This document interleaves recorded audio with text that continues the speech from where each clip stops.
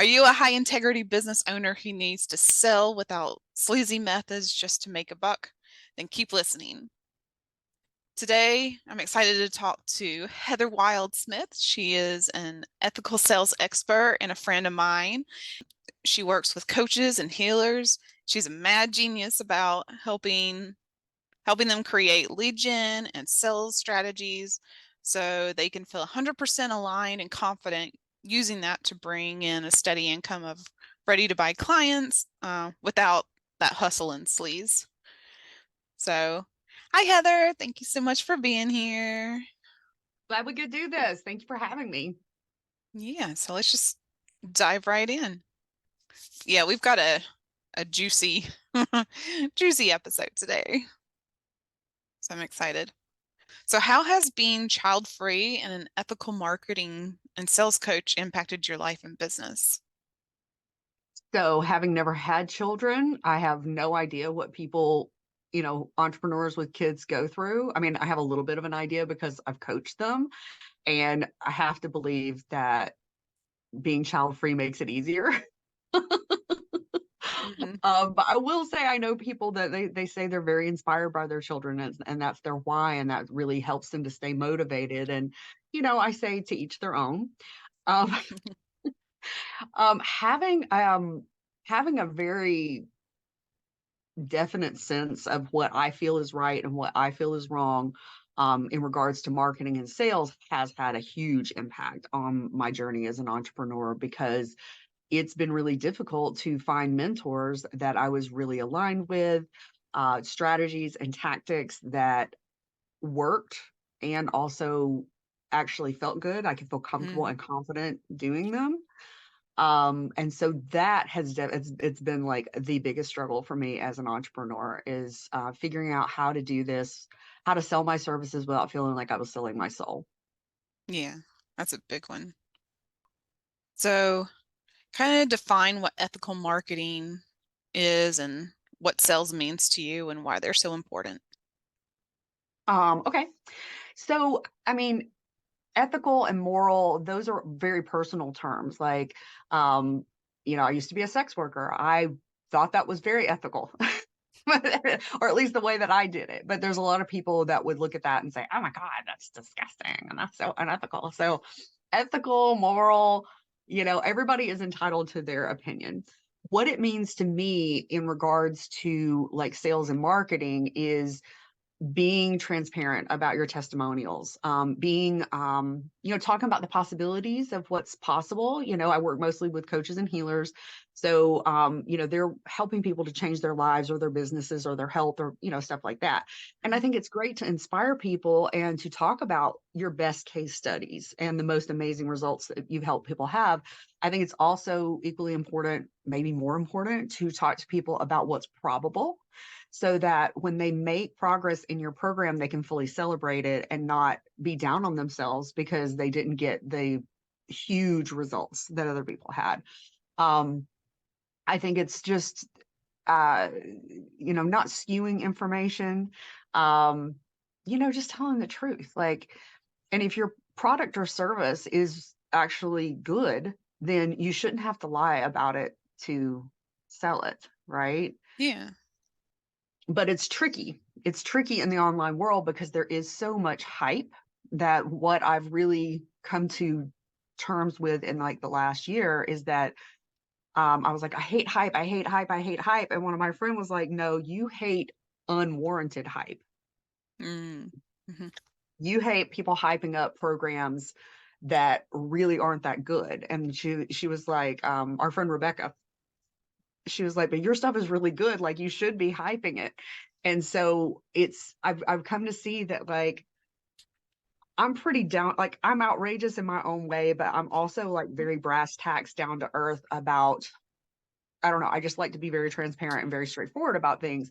And the one of the problems in my marketing is that people are so used to seeing all that jazzy stuff that they would come and they would see my stuff and they'd be like, "Oh, Heather, I love that you talk about, ethical sales and it's great, I hate all this sleaziness." But then they wouldn't buy from me.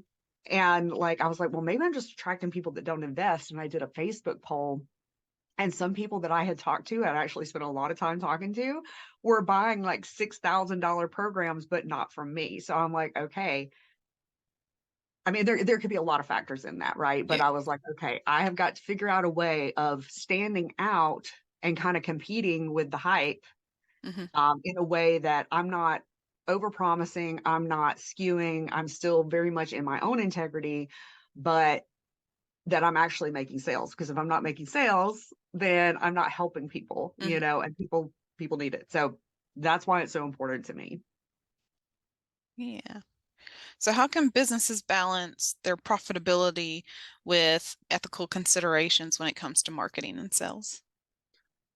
I think first you've got to really look at like what feels good to you. What are you going to feel good about? Like one of the things that I've been saying in the past 6 months is, sell and market without doing anything that your grandmama would be ashamed of you for.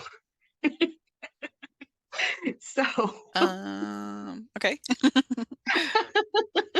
I mean, I had like a very southern grandma that was like a Sunday school teacher, and so she was always on me for my nonsense. Um, but yeah, just basically like you've got to figure out what feels good to you and what you can live with. And then you have to find mentors that are going to help you, Yeah. and that can be difficult finding the right mentor. Um, Not just about how you might find somebody that's ethical, but finding a mentor is complicated, right? You got to find somebody whose personality you really mesh with and all that stuff. But it, the thing that I found is that when I was trying the sleazy methods, because I had paid thousands of dollars to learn them and I was struggling and I needed to make money right then. Mm. And I give people grace because I know this happens. It's happened to me. Most people I know have tried the sleazy things, even though it didn't feel good, because they were just like, I don't know What what else else do I to do? do. Yeah. Right. So, but when I was doing the sleazy stuff, I was converting like less than 10% of the people I was talking to. And I was selling like 130, $150 packages. And I mean, I couldn't hardly convert anybody. And then when I created a way of selling that actually felt good to me, I convert 60 to 70% consistently. Yeah. So it's if you're not comfortable, then you're not going to come across as confident and you're not going to get the sale. So just knowing yourself, knowing what you're comfortable with, and creating something and you got to test a lot of things too. You got to be Hmm. willing to fail. You got to be willing to put something out and have it flop and say, okay, I'm going to tweak it and put it out again and put it out again and put it out again. And then you can find your way. But it's a little complicated, honestly. It's not impossible. But this is me like talking about it's possible, but the probableness is that it's going to take a while to figure it out. Yeah. Yeah. That's what being an entrepreneur is all about. It's a whole experiment. It is like a few years ago, I realized that the way most people market and they try to teach it this way too, that your online business is almost like a paint by number. Like if you just put blue everywhere there's a 5, and you put white everywhere there's a 2, and orange everywhere there's an 8, then you are guaranteed to have a pretty picture. And I'm like, biz even like ownership, once you've got it off the ground, I don't even think is like that. It's not. But especially when you're building a business, it's really like a messy science experiment. So, when you have like a well designed science experiment, you have one variable that you change each time, right? Hmm. But when you're first starting your business, everything is a hypothesis. You're like, I'm hypothesizing that these are the people I want to serve. I'm hypothesizing that this is how I'm going to help them. I'm hypothesizing that this marketing is what's going to reach them. This program is what they're going to want to buy. That this social media strategy. And so you're testing so many variables at once Hmm. that it's really messy. And so it's almost never quick. Like the myth of overnight success is one of the most horrible things in our world, and it's very easy to see all the quote unquote quick to success, and the quote unquote is because those stories are very skewed. There's a lot of information being left out. Hmm. If you need the whole story, it's not nearly so glamorous. but it's very easy to look at all that and then feel like crap because you know, only have one person sign up for your freebie, or you only made one sale, you know, in your first 6 months. And the truth is that that's actually the more common experience, and it's okay. You just have to keep going. Right. Um, so yeah. Yeah. So what are some examples of ethical marketing and sales practices that have been successful? So um using testimonials and getting the people that work with you to be very, very clear. I mean, this is good practice in sales, good practice for your marketing when you're using testimonials, good practice for you as a coach or healer.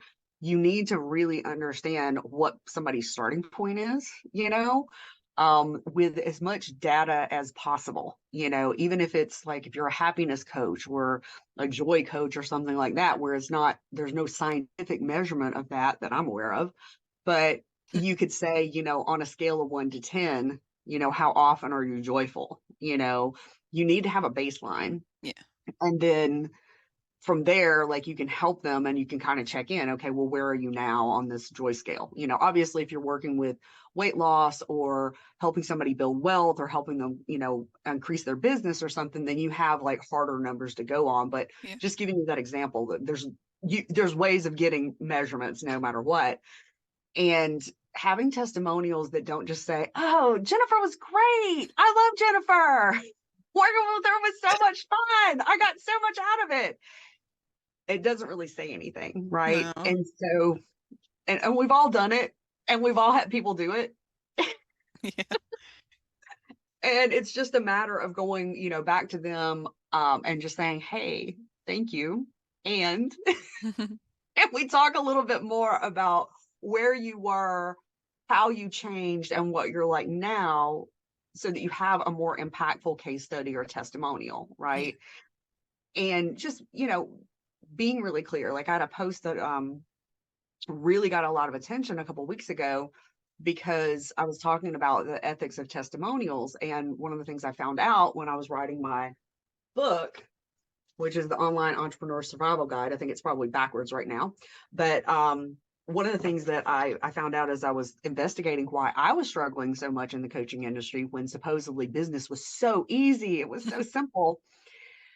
I found out that a lot of coaches think it's okay to use a one-to-one client's testimonials to advertise a group program. Mm. And even further than that, they will use, you know, let's say an advanced entrepreneur who is already making sales, already has a big audience, already has a warm audience. They'll use their results. Oh, they tripled their ROI in 2 weeks. Well, they were already making 5K months. Like Yeah. they had, you know, they had some momentum, they had like a warm audience and everything, and they just needed a few tweaks. But they'll use that testimonial to market to brand new entrepreneurs in a group program. Mm. And there's no Yeah. way, like maybe 0.1% of those newbies could possibly get those results, right? And so, you know, use testimonials that are appropriate for What you're the selling. offer. Yeah. Right, right. Now, I'm in a position right now where I've just created a program for newer entrepreneurs to help them get their first 5 clients. And I am very confident that it's going to be, you know, fabulous.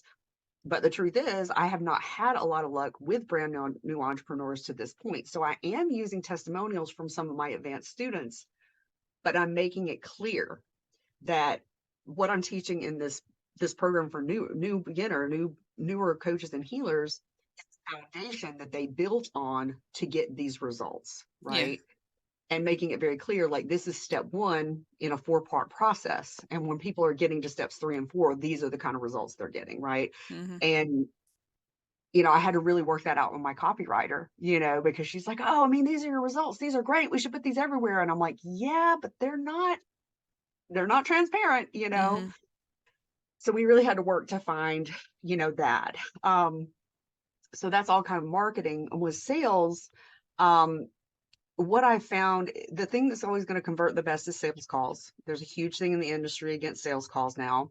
Sales calls can be extraordinarily predatory, but they can also be done without any pressure, you know, um, and they actually convert better than anything else, right?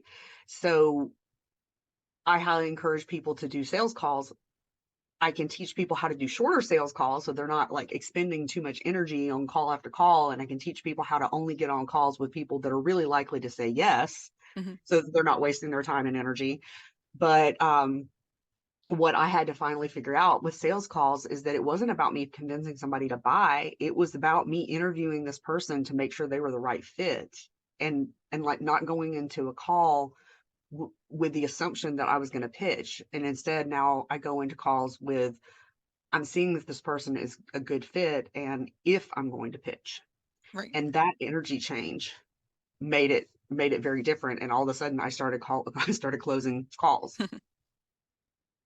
Yeah, that makes sense. Because I remember when you pointed that out, and I'm like, oh my gosh, that makes so much sense. It's very, very different because all the trainings that I was going to, and like I caught on, and I finally got to a point where I was like, okay, like the first two trainings I did, I didn't really like the way they talked about stuff. And people started putting out programs and like, oh, this is a completely sleaze free way of selling. And then I would get into it and I'd be like, not to me. Nope. That still is pushy. This is still like Mm. trying to scare people. Like, well, if you don't do this in 6 months, where's your life going to be? Like, oh my God. Like, and then there's a way to ask that question that can be really impactful without it being like without the energy behind it being Yeah. about scaring somebody into buying, right? Yeah. Yeah, I've seen all of that too. Oh my gosh, it's ridiculous. So, how can other business owners ensure that their marketing and sales practices are aligned with their values and their mission? I mean, again, it comes back to you got to know what feels good to you. So, like, when I'm working with somebody, I don't require, like, I can either help them overhaul their current thing that's working for them, but they just want to tweak some stuff, or I can teach them the way I sell. But I'm always going to ask, like, is there anything about that doesn't feel good? Is there, a way that we can tweak it to make it feel better? Because if you're not comfortable, you're not going to be confident, you're not going to make the sale. Mm, So it's you have to know yourself, and sometimes you have to go try something um and see how it feels. One thing that I became aware of a few years ago was ways that it is good to have integrity, and obviously it's very important to me, but there were times that I was like, okay, is this really out of alignment, or do I just feel scared of it? mm, yeah. you know And so there's a way that, being super high integrity, it can almost be used as a self-sabotaging thing. So, just be aware. It's like, am I just uncomfortable with this because I'm scared of doing it? Or, there's something, I've had a bad experience. You just be aware, right? But having a good mentor and actually learning sales, I think is super important. A lot of programs will tell you that they're going to teach you sales and marketing, but they really just teach you marketing, and they don't Mm, really teach you how to like they sell you on this myth of pure attraction marketing that you're just going to put out content so good that people are just going to line up and just like reach out to you and she's like, Heather, please take my money. That has only happened to me once. And it happened when I was launching a program, and this person didn't approach me through the launch, but I know it was because, and we even talked about it. And it was because I was launching that I became more visible to him and he reached out. mm, So I was making offers at the time, but he like just reached out in a DM and he was like, hey, I want to do a sales call with you. And I was like, what? So that stuff does happen. But again, it's this whole skewing thing, right? mm, So just because I've had that happen once, I'm not going to put it out that I can teach you how to do that. And that yeah. you're going to make all this money without having to do sales posts, without ever having to send a DM, without ever having to launch, because it's not true. For Yeah. for most people, it's not true. So, what role does like client trust and transparency play in the, I know you've touched on this already a little bit, but How does the trust and transparency play in the ethical marketing and sales? And how can businesses build and maintain them? So, I talk about ethics. You don't have to, but I mean, for my business, I definitely do talk about ethical topics and I challenge some of the coaching industry is a beautiful and wonderful place. And there's a lot of really great people in it who are coaches and healers who are really making huge differences in people's lives. That being said, there are a bunch of predatory asshats out there too. Mm, And a lot of really gross business practices. And so I speak out about that. So people know that's what I'm about.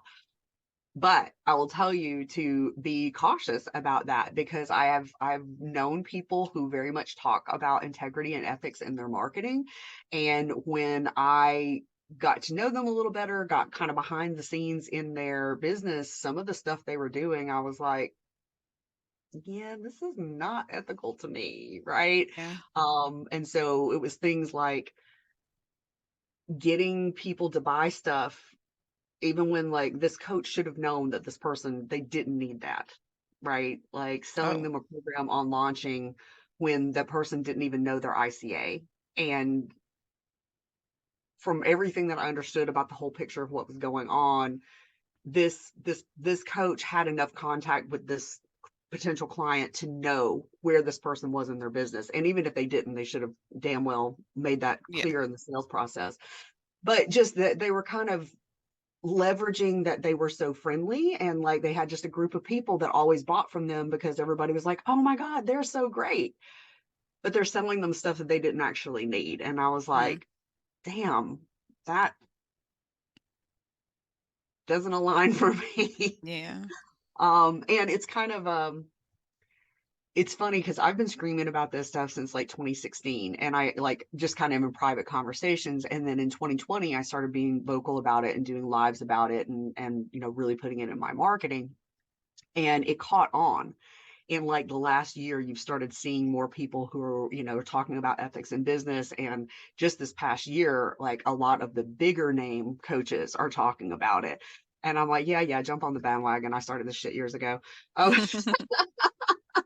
so talking about your the importance of taking care of people in your marketing, and then it's one thing to talk about it, it's a whole nother thing to be about yes, it. And so really showing when you're having interactions with people, if you're putting out content or having calls with people or doing like a nurturing event like a challenge or something where they're going to have interactions with you, making it really clear that your number one agenda is making sure that they are getting what they need. And in my sales, well, even in my mini course, when I put out my challenges, I don't let just anybody into them because number one, I don't want a lot of people in my challenges. I want them kind of small so that I can actually give people individual hmm, attention and really like help them. And the other thing is that I don't want them to waste their time. Like somebody was applying for one like a month ago, and I was like, okay, well, where are you in your business? And she's like, well, I just know I want to help people. And I'm like, are you a coach? Are you a healer? And she's like, I don't know. I just want to help people. And I'm like, okay. I'm like, this is not going to serve you. This mm, is information about marketing and lead gen that you're not going to need for quite some time. What you really need right now is to find a life coach or a career coach or something that's going to help you figure out what you want to do. Right. And she was very thankful. She sent me this message like, oh my God, thank you so much for for being honest. Um, so when you're doing stuff like that, that's what really builds people's trust in you. hmm. Yeah, that makes complete sense. Because I know that like one of the mini courses that you had, I wanted to do it just because it's you. And Right. Y'all were but so I similar. wasn't in that particular part of my business yet, so it didn't make sense. That's a good problem to have. Well, yeah, yeah. Well, it's just, I know that there is so much out there. And one of the problems is that everything's overwhelming and everybody's screaming, like, no, you need to do this and you need to do this and you need to do this. And it's one of the reasons why I designed this program I did for newer entrepreneurs. It is a very stripped down, very simple strategy because building a business it's very easy to get overwhelmed. It is Hmm. very easy to get overwhelmed. Even like I know you're like excellent with time management. Most of us aren't. But Yep. even with excellent with time management, I'm sure you found times where you're just like, oh my God, what am I supposed to do next? Yeah. But getting to this level has it makes the overwhelmed a lot easier to manage. Yeah, absolutely. If you can manage your time well, like you can, yeah, it's easier to manage. Um, but yeah, there's so much, and it's very easy to have that shiny object syndrome. Especially with people, well, I've got the secret to 50K months, and you're like, oh, it's probably bullshit, but I don't know, maybe I should go check it out, right? Hmm. It's so easy to get hooked in and to spend so much time downloading freebies and going to challenges and watching replays. And a lot of it is garbage, and some of it may actually be good, but the post that was coming to me and waking me up this morning was that if you're a new coach or healer, you don't need the strategy for 20K months. You don't need that. It is going to be so complicated and so like no matter how much they try to sell you that it's so easy and simple and yada yada, that is going to be so complicated. It is going to overwhelm the crap out of you, and you're going to end up watching The Fabulous Mrs. Maisel, binging that all day instead of working on your business, right? Yeah. It's really becoming clear to me that like there's very there's very clear stages, to business as a coach for most coaches and healers, because I've been doing this since 2009.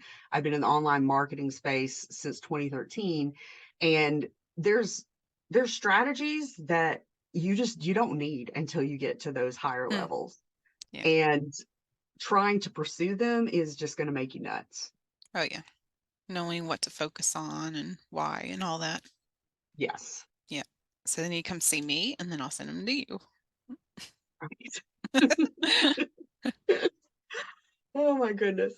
So, what are some common ethical dilemmas or challenges that businesses face when it comes to marketing and sales, and how can those be addressed?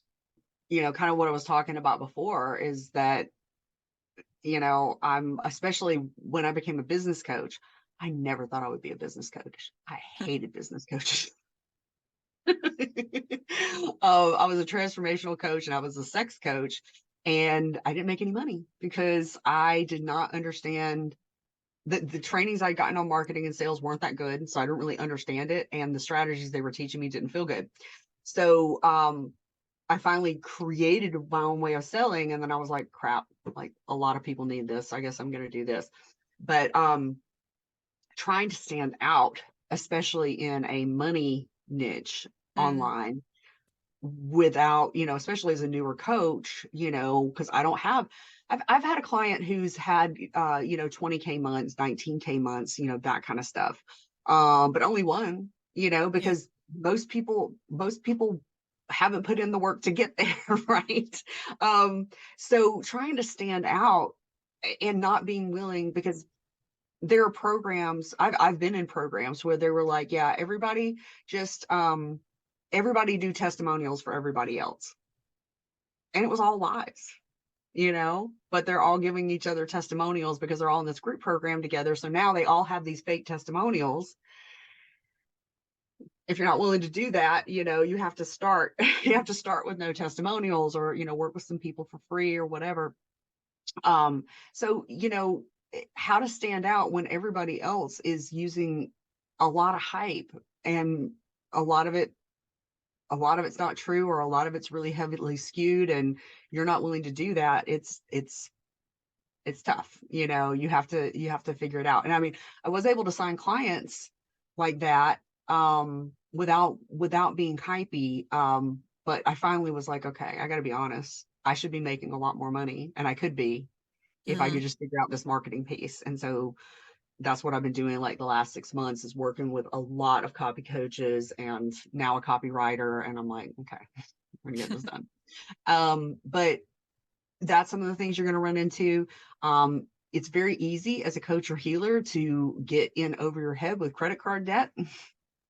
And be looking at these mounting credit card bills, and you've got somebody on the phone with you or whatever, and they're not a good fit, but you sell to them anyway because you really need the money.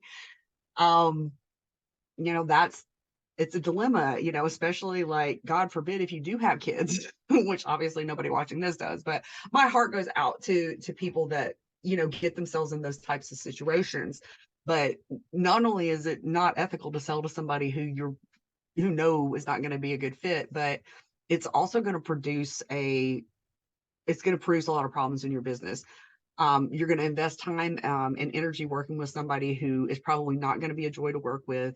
They're most likely not going to get good results. Um, they may charge back. They may talk shit about you online and hurt your business. At worst, or at best, you just don't get a good testimonial. And you not only are you investing in time and people because they're paying you, but you also want, in addition to the money you're getting, you want to pay off of a really good testimonial or case Hmm. study, Yeah. because that's going to help build your business and make it really a lot easier to market, a lot easier to make sales. And it's going to make you a better coach working with people. You're going to build your confidence, like, oh my God, I did help that person. I helped that person Hmm. a lot. Holy shit. And when you're working with wrong fit people, like, it's just a snowball of bad, and it drains you and it makes you cranky. Because I have sold to a couple people that later on I was like, and some of it is just, you live and you learn. Like, Hmm. you don't know what to look out for until you've already worked with a couple people that you're like, that was not a good experience. Let me go back and think about what I could have noticed in the sales process, Hmm. and so that I can avoid this type of situation in the future. But yeah, but it can be an ethical dilemma. It's like, am I going to pay my rent this month? Am I going to eat, or I'm going to sell to this person that's not a great fit? Yeah. Um, I actually have a story for the opposite, okay. a coach towards me when I was living by myself, had a I had a housing voucher. I had told her this. Like I was barely paying the bills, just getting by, and she had the nerve to ask me for 6 months, 40K coaching, and she's like, "Well, how bad do you want it? How bad do you want to get out of that situation?" And I cried. She made me cry. Yeah. And I'm like, "No." Yeah. Well, I'm sorry that that happened to you. And it's far more common, unfortunately. Mm, Um, the two things about that is, number one, she was mindset shaming you, or ambition shaming you, like, how bad do you want it? And the other thing is that there is a technique, which I have not come across this in mentors. I've had some really sleazy mentors, um, that were all, sunshine and rainbows during their launch. And then you get into work with them and you're like, whoa, mm, whoa. But, but there is a technique that other people have told me about called going for the cry. And a lot of the marketing and sales, especially in the coaching industry, is based in NLP. Neuro linguistic programming is a fantastic thing if it's used consensually for transformation. When it is used in sales and marketing, it is fucking disgusting because it is highly manipulative. mm, And it's all about, getting us into an emotional state. Because, and it's the same with the news, right? When you watch the news, it's all about getting you into an emotional state, because when people are emotional, they are not rational.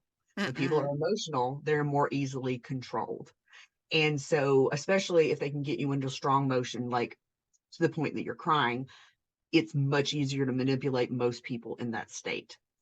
And so, yeah, anybody who's doing that, they do not have your best interest at heart. Like, that is hardcore disgusting. Um, and being in that type of situation, um, I've been in similar situations where I really did want to invest, but I really did not have the money. My credit cards were maxed. My grandmother helped me a lot, 10 years ago. And I didn't feel right about going. She was fine, you know, like Hmm. she was very well taken care of. Like I wasn't robbing her of her social security check or anything. But at one point I was just like, I don't feel right about going to her for money anymore. And people would say, well, how bad do you want it? You must not want it really bad. It's never about the money. You should just have fewer Starbucks. And I'm like, fuck you. It's not about Starbucks. It's not No. about shoes. It's about, which I love both of those things. Like, I seriously don't have the fucking money, Yeah. I hate that. I hate that when people talk about, number one, overcoming objections is disgusting. And number two, when people are like, it's always a mindset thing. And I'm like, no, it's not. Sometimes it's a real world thing. Yeah. Right. So, what has the impact of social media and technology on ethical marketing and sales practices been? I don't know because I didn't learn marketing in a traditional setting. All I know is, online marketing. Um, I do have a theory about how the coaching industry ended up with such disgusting sales and marketing practices, if you'd like to hear that. Yeah.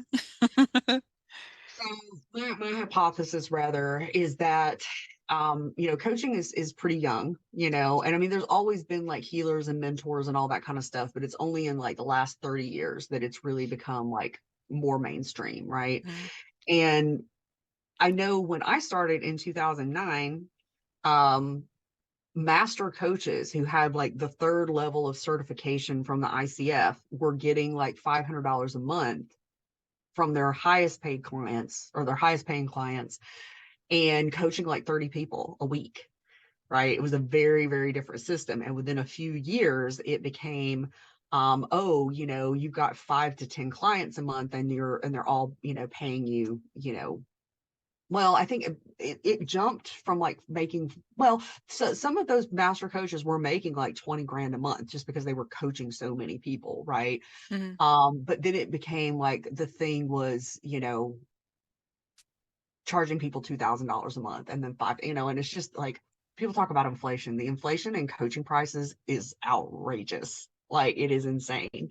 Um, but what I think happened is all these people, had experiences with personal growth and they genuinely wanted to help people, but do-gooders who really want to help people are generally the people who have they we don't end up in sales, right? So all these people jumped in and they paid $3,000 to go to coaching school or whatever, and then they had no idea how to sell. And so I think they turned to corporate sales trainers Mhm. Yeah. and a lot of the motivational speaking circuit was started, I think, from sales coaches who were like corporate sales trainers.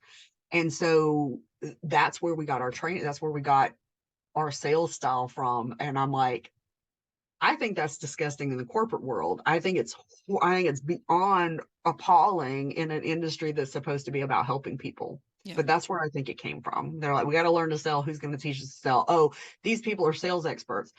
Yeah, these people sell like used car salesmen. And there we are. Mm. Yeah. So, how can business owners ensure that their marketing and their sales practices are inclusive and respectful with so many diverse communities and perspectives? So again, you've got to go with your own values. For me, I very strongly believe in kindness and compassion, like genuine being respectful to people. I can't stand PC. So for me, I don't use inclusive language because those people are probably not going to be happy working with me. Um, but if you are somebody who very much believes in inclusivity and all of that stuff, then you should definitely make it clear in your marketing so that those people that are only going to feel safe in that kind of very protected space, then they can find you, right? Hmm. So, how can having ethical marketing and sales practices help for long-term business success and sustainability? Yeah, so like I was talking about, when you get the wrong people, it causes this cascade of bullshit, right? Mm-hmm. And not just like I had a nightmare client that I actually let this person rush me through the sales process. She was like, I want to buy. And I was like, wait, I want to do like a little, she's like, no, I want to buy. And I almost let her bully me into the sale. It was weird. Like that doesn't happen very often, but it was Interesting. weird. And I was, yeah. And I was like, I kind of got caught up in my ego and I was like, oh, she wants to work with me so bad. Instead of being like, wait. Do I want somebody who's pushy like this as a client, And we ended up finishing the contract, but I had to have so many conversations with this person about boundaries, and it was a drag, and it made me grumpy, not only in my business life, but in my personal life. Hmm. I showed up as best as I could for my other clients, but I know it affected the way I showed up, right? So, in contrast, when you are marketing and selling ethically, which for me comes down to really making an effort to attract the people that are most likely to get great results in what you're doing, right? With you, right? Hmm. And for your own sanity, people that you're going to enjoy working with. So when you're attracting those people and then you have a sales process that's making sure that, I think it's a good idea to have multiple programs for, like I have 4 programs now for sales instead of having one big one. Now I have 4, breaking it down into like these 4 stages. It's good to have different offers for different stages Hmm. so that when somebody comes to you, you can clearly be like, okay, this is what you need, right? And it's up to them whether they agree with you or not. But really putting people in the thing that's going to allow them to thrive. Because when you have when you have a client that you vibe really well with, they're a go-getter, they're actually doing the work. I don't require people to like never have a conflict with me. Like, if something, I want somebody to tell me if I'm talking about something and they're like, I really don't want to do that. I want them to tell me, right? Hmm. But if every time I talk to them about something, they're like, no, I'm like, okay, this isn't going to work. This isn't going to be good for either. It's going to be very draining, right? So when you're setting up yourself to get the type of clients that are going to get great results with you, then you feel like I'm an ambivert. I'm like I need alone time and I need people time. Um, so Jennifer, will be interesting to hear your answer. But for me, when I get off a call with somebody that I vibe really well with, and I can really see them getting progress, I actually feel more energized than Hmm. when I went into it. Do you Yeah. have that experience? Yeah. And then like an hour later, I crash. Okay, interesting. Even if I'm having nothing but great experiences, after a few calls, I would be like, okay. But I found that like yeah, that like a lot of my introvertness is honestly just I can't be around certain types of people Yeah. because it just drains the crap out of me. But people that I call it like an endless awesome feedback loop, like I really appreciate them, they really appreciate me. So it like generates energy and for both the coach and the client. And then that person gets great results. They're really happy. They probably become a repeat client, especially if you have a product suite that allows them to like advance Hmm. up, right? So that's an easy sale right there. And it's an easy win for them. And you're not starting all over. You know exactly what's going on with them. And it's very, it's much easier to get them to even the next level. They're going to talk about you to everybody they know. So you're going to get referrals. You're going to have great testimonials and case studies. And you're going to have more energy to give your business for your marketing and sales. You're going to have more energy to give to your clients. Like being ethical just it makes so much more sense in Hmm. every single way. So, what are some tips or advice for any businesses looking to incorporate more ethical marketing and sales practices into their strategy? So you need a mentor. I mean, like even like so I'm an intelligent person. I went to college on 2 academic scholarships. Like I'm good at school. I'm good at learning, right? And I'm passionate, I'm a go-getter and all those things. I kept getting into these big business programs and it was not enough support for me to actually catch traction. Even though I was investing, it wasn't a $10 Udemy course. It was like a $6,000 business quote coaching program with somebody who was supposedly a big deal. But then when I ask around, everybody's like, who? But their launch made them seem like they were a big fucking deal. Um, so you're going to need some kind of support. And I think most of the people I know do not get their businesses off the ground without one-to-one help. Not to say that you can't, just saying it's probably going to take you a lot longer. And I'm sure Hmm. there are a few people I know who've created successful businesses and they've never had a one-to-one coach, but it's rare. It's really rare. And again, just being clear about what feels ethical, what feels moral to you. And a lot of the like sleazy stuff, this like when people are like, oh, this is a sales training. It's not, it's a manipulation training. So the sleazy stuff is all about like getting people in an emotional state, controlling them, manipulating them, scaring them, getting them high on possibilities, all that kind of stuff, and like manipulating them into saying yes. Good sales skills are really about being a consultant and really figuring out what this person needs, helping them figure it out, and knowing how to convey what you do in a way that they can see the value, right? So a lot of the sleazy stuff is really just lazy. It's like it's not sales. It's just lazy, right? So learning how to do like real marketing and real sales. And I started making high ticket sales and working with people consistently before I had a copywriter.